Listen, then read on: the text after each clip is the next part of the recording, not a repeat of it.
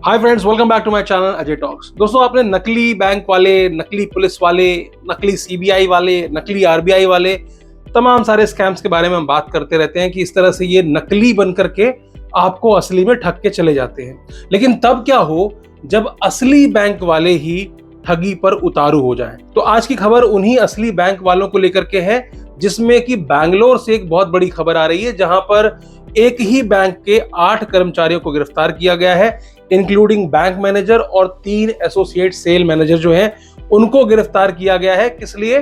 ठगी के लिए। उन्होंने कुछ म्यूल अकाउंट खुलवाए और उसमें करोड़ों रुपए की ठगी की है। तो मामला समझते हैं। दरअसल ये मामला 2 तरीके से 2 अलग अलग अखबारों में रिपोर्ट किया गया।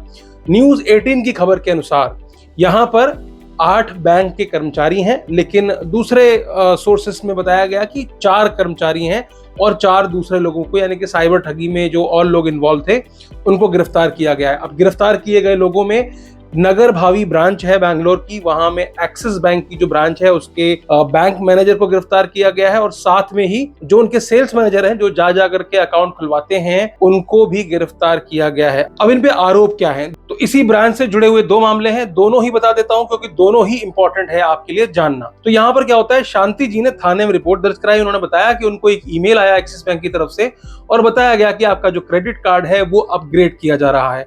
फिर उनको कॉल पर कर्मचारी ने बताया कि आपका जो क्रेडिट कार्ड है उसको अपग्रेड तो किया गया है, लेकिन इसमें आपको कुछ एक्स्ट्रा चार्जेस देने पड़ेंगे। आपको पता ही होगा कि मेंटेनेंस चार्जेस होते हैं हर कार्ड के, अलग अलग, एक ही बैंक के अलग अलग कार्ड्स होते हैं, किसी का कम होता है, किसी का ज्यादा होता है, उसी हिसाब से उसकी लिमिट होती है। तो शांति जी को बताया गया कि आपके चार्जेस ज्यादा पड़ेंगे, लेकिन हम आपको कंपनसेट करने के लिए कुछ वाउचर्स दे देते हैं, ताकि जो भी आपका अमाउंट लग रहा है उतना का आप जो है या तो शॉपिंग कर सकते हैं या कुछ भी परचेस कर सकते हैं, उसमें आपको डिस्काउंट मिल जाएगा। इसके लिए शांति जी जो है वो राजी हो जाती है। वो वेल अवेयर थी, लेकिन यहाँ पर क्या होता है, वो बैंक जो कर्मचारी है वो उनसे कार्ड की डिटेल्स मांगता है कि ये जो भी वाउचर्स है उसको अवेल करने के लिए कार्ड की डिटेल्स की जरूरत है। शांति जी अवेयर थी, उन्होंने कार्ड की डिटेल ऐसे ही नहीं दी। जब कर्मचारी ने अपना खुद का आईडी कार्ड भेजा, ठीक है ना, व्हाट्सएप पर अपना आईडी कार्ड भेजा उनको विश्वास दिलाने के लिए कि मैं बैंक का कर्मचारी ही हूं, तब जाकर के शांति जी ने उसको अपने कार्ड की डिटेल दे दी। चलिए, मामला वही खत्म हो गया। उसके 5 दिन बाद उनके कार्ड से 1 लाख रुपए की शॉपिंग कर ली गई। इसके बाद जब शांति जी थाने पहुंची, रिपोर्ट दर्ज कराए, रिपोर्ट दर्ज कराने के बाद जब मामला सारा खुला तो पता चला उसके तार भी उसी ब्रांच से जुड़े हुए हैं जो कि नगर भावी ब्रांच है। उसके जो एक्सिस बैंक के जो कर्मचारी हैं उन्होंने उनके साथ ये कांड किया था। अब देखते हैं दूसरा मामला क्या है। दूसरा मामला जो है वो इन्वेस्टमेंट स्कैम से जुड़ा हुआ है। यहाँ पर विक्टिम ने, जो कि यलहंका के रहने वाले हैं, उन्होंने थाने में रिपोर्ट दर्ज कराई, बताया कि उनके साथ 1.5 करोड़ रुपए की साइबर ठगी हो गई है। ठगी का मॉडस ऑपरेंडी क्या था? वही इन्वेस्टमेंट स्कैम, शेयर ट्रेडिंग के नाम पर उनसे 1.5 करोड़ रुपए की ठगी जो है वो मार्च से लेकर के जून के बीच में हुई इसी साल। यानी कि मार्च से लेकर के जून तक वो पैसों का इन्वेस्टमेंट करते रहे। उनको बताया गया कि आपका जो भी इन्वेस्टमेंट है वो 10 टाइम्स हो जाएगा। इनफैक्ट उनके जो पोर्टल में, जो कि फर्जी वो एप्लीकेशन डाउनलोड कराते हैं, वहां पर वो मुनाफा बढ़ करके जून के अंत तक 28 करोड़ रुपए हो गया। यानी कि 1.5 करोड़ रुपए उन्होंने लगाया था और वो मुनाफा उनको 28 करोड़ दिखाया जा रहा था। उसके बाद उन्होंने विड्रॉल करने की जब कोशिश की तो वहां पर सामने से आया कि आपको सर्वर मेंटेनेंस के नाम पर 75 लाख रुपए और जमा करने पड़ेंगे। यानी कि 1.5 करोड़ वो ऑलरेडी दे चुके थे, 75 लाख रुपए की और डिमांड की जा रही थी उस पैसे के विड्रॉल के लिए। तो शेयर ट्रेडिंग स्कैम क्या है, इसके बारे में अगर आपको डिटेल में जानना है तो डिस्क्रिप्शन में लिंक दी हुई है। इसके पहले मैं तमाम सारे वीडियोस में इसको कवर कर चुका हूं। शुरुआत के थोड़े मुनाफे के बाद किस तरह से लोग बड़ी रकम जो है इस तरह की फर्जी एप्स में, फर्जी ट्रेडिंग एप्स में लगा देते हैं, और जब वो विड्रॉल मांगते हैं तो उनको अलग अलग तरीके से, चाहे वो टैक्स के नाम पर हो, चाहे वो अलग अलग कोई भी कमीशन या कोई फीस या कुछ भी चार्ज लगा करके वो आपसे और पैसों की मांग करते रहते हैं। तब तक करते रहते हैं जब तक कि आप ये ना कह दो कि मेरे पास पैसे नहीं हैं। इसी विषय पर मैं एक और वीडियो बना रहा हूं। इसमें मैं आपको बकायदा केस स्टडी के साथ दिखाऊंगा कि आखिर क्यों लोग इस तरह के इन्वेस्टमेंट स्कैम में या शेयर ट्रेडिंग स्कैम में फंस जाते हैं। तो मेरा अगला वीडियो जो इस टॉपिक पे आने वाला है वो जरूर देखिएगा, क्योंकि वहां पर मैंने एनालिसिस तक करके दिखाया है कि किस तरीके से साइबर अपराधी इतने स्मार्ट तरीके से आपको फंसाते हैं कि जो ना भी फंसने वाला हो ना, वो भी वहां पर फंस जाए। तो जब उनको भनक लगती है कि उनके साथ स्कैम हो गया है तो थाने में जाकर रिपोर्ट दर्ज कराते हैं। जब अकाउंट होल्डर्स जिनके खाते में वो पैसे दिए गए उनको पुलिस ने पकड़ा तो वहां पर उन्होंने बताया कि उनका जो खाता है वो इस तरीके से इस ब्रांच के इन अधिकारियों द्वारा खोला गया। और वो ब्रांच कौन सी थी? वो बैंगलोर की नगर भावी की वही एक्सिस बैंक की ब्रांच थी जो कि मैंने आपको पहला मामला बताया था। तो उस ब्रांच में जब पुलिस पहुंचती है, इन्वेस्टिगेशन आगे बढ़ती है तो पता चलता है कि इन अधिकारियों ने, एक्सिस बैंक के मैनेजर और 3 अन्य कर्मचारियों ने मिलकर के 6 म्यूल अकाउंट्स खुलवाए थे। उनमें से जो 4 म्यूल अकाउंट्स हैं उनसे 97 करोड़ रुपए की ठगी की गई है और पूरे देश में 254 मामले दर्ज हैं उन खातों के खिलाफ। तो पुलिस ने इस मामले में मैनेजर और कर्मचारियों सहित 8 लोगों को गिरफ्तार किया है, क्योंकि इन अकाउंट्स को खोलने के लिए जो भी पॉलिसीज होती हैं बैंक की, उन पॉलिसियों को ताक पे धरा गया और बिना डॉक्यूमेंट वेरिफिकेशन के ही कुछ फर्जी अकाउंट खोल दिए गए जिनका इस्तेमाल साइबर अपराधी कर रहे थे। अब इन्वेस्टिगेशन के दौरान ही मनोहर नाम के एक शख्स का पता चलता है जो कि इस पूरे मामले का किंगपिन बताया जा रहा है।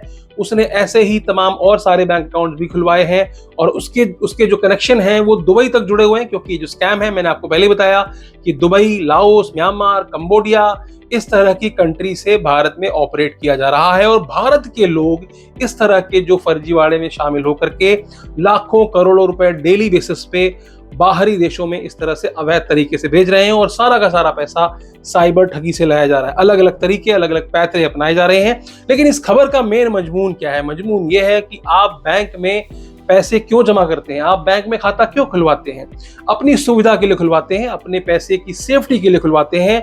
और आपके अकाउंट में कौन झांक सकता है? सिर्फ एक बैंक अधिकारी या बैंक कर्मचारी ही झांक सकता है। अब अगर बैंक अधिकारी और बैंक कर्मचारी ही फर्जीवाड़े पर उतर आए तो कस्टमर कहां जाए? पूरी बैंकिंग व्यवस्था से जो है विश्वास उठता जा रहा है। चंद पैसों के लालच में ये बैंक अधिकारी बिक जाते हैं। बैंक अधिकारी को उचित कमीशन दिया जाना था, पर ट्रांजैक्शन में उनके कमीशन फिक्स होते हैं और तो और कई केसेस में हजारों लाखों रुपए पर अकाउंट के दिए जा रहे थे। कुछ दिनों पहले आपने देखा होगा हैदराबाद में भी एक ऐसे ही एसबीआई के बैंक मैनेजर को गिरफ्तार किया था जिसके द्वारा खुलवाए हुए खातों से 175 करोड़ रुपए की ठगी जो है, साइबर ठगी को अंजाम दिया गया था। पिछले 6 महीने के अंदर गुरुग्राम में 18 से 19 बैंक अधिकारियों की गिरफ्तारी हो चुकी है ऑलरेडी, आपको पता है। और वहां तक पहुंचती कैसे है पुलिस? इन्वेस्टिगेशन के आधार पर जब भी कोई मामला रिपोर्ट होता है, मामला दर्ज होता है, इन्वेस्टिगेशन की जाती है, तो इन्वेस्टिगेशन के दौरान वो एक बैंक खाते तक पहुंचते हैं और बैंक खाते से कहीं ना कहीं कनेक्शन जुड़ता है बैंक का और बैंक के कर्मचारियों का। तो इस तरह के एक दो नहीं, ऐसे सैकड़ों बैंकर्स पूरे देश में घूम रहे होंगे जो कि इस तरह से नियमों की अनदेखी करके फर्जी बैंक अकाउंट खुलवाते हैं और उससे देश का करोड़ों रुपया देश से बाहर जा रहा है और लोगों के साथ इतनी भारी भरकम रकम की जो है वो ठगी हो रही है। तो भारत में चल रहे जितने भी साइबर अपराध हैं उसमें सबसे जरूरी चीज क्या है?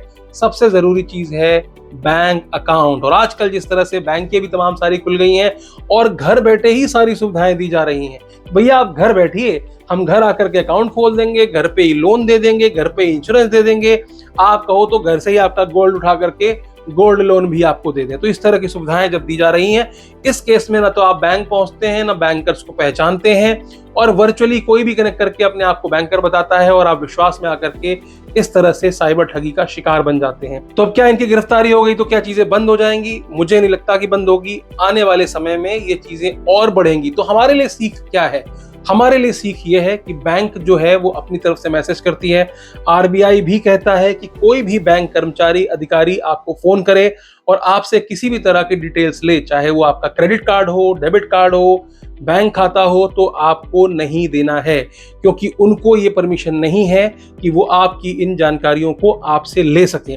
उन तक जो जानकारी होती है वो सिर्फ इतनी होती है कि आपके बैंक अकाउंट में कितने पैसे पड़े हैं और उसको वो बकायदा बेचते हैं। और ये मेरा आरोप नहीं है, बकायदा साइबर अपराधियों ने अलग अलग समय में इस तरह की बातें कबूली हैं कि उनके पास जो डेटा होता है वो बहुत ही फिल्टर्ड डेटा होता है। इनसे लिए हुए डेटा का इस्तेमाल साइबर अपराधी अलग अलग अपराध में करते हैं, चाहे वो सोशल इंजीनियरिंग हो या उनको पता होता है कि आपके खाते में इतने पैसे हैं, तो बहुत ही एक्यूरेट टारगेटिंग की जाती है, चाहे वो शेयर ट्रेडिंग के नाम पर हो, चाहे वो डिजिटल अरेस्ट के नाम पर हो, डरा धमका करके पैसे निकालना, क्योंकि उनको पता है कि आपके खाते में पैसे हैं। अगर उनको ये पता ही नहीं होगा आपके खाते में पैसे हैं तो वो आपके ऊपर कितनी मेहनत नहीं करेंगे। जब उनको पता होगा कि आपके खाते में इतने पैसे पड़े हैं तो वो पूरी तरह से आपको टारगेट करने की कोशिश करेंगे। इसके अलावा इंश्योरेंस वाले फर्जी इंश्योरेंस के नाम पर कॉल कर लेते हैं। आजकल ये हॉलिडे प्लान वाला भी चला हुआ है, आपको बुलाते हैं बड़े बड़े होटल्स में, वहां आ जाओ, यहाँ आ जाओ, और वहां आपको लाखों रुपए का जो है प्लान चिपका देते हैं। ये सब कैसे होता है, कहां से मिलता है डेटा? उनको बैंक के द्वारा ही डेटा दिया जाता है। बैंकों के भी इतने टारगेट हो गए हैं, आजकल बैंकों में चीजों को आउटसोर्स भी किया जा रहा है। अपने ग्राहकों का डेटा थर्ड पार्टी लोगों को दिया जा रहा है, बताया जा रहा है कि इनको क्रेडिट कार्ड बेच दो, इनका डीमैट अकाउंट खुलवा दो, फलाना करवा दो, ढिमाका करवा दो। क्या होगा? आपको सतर्क रहना है।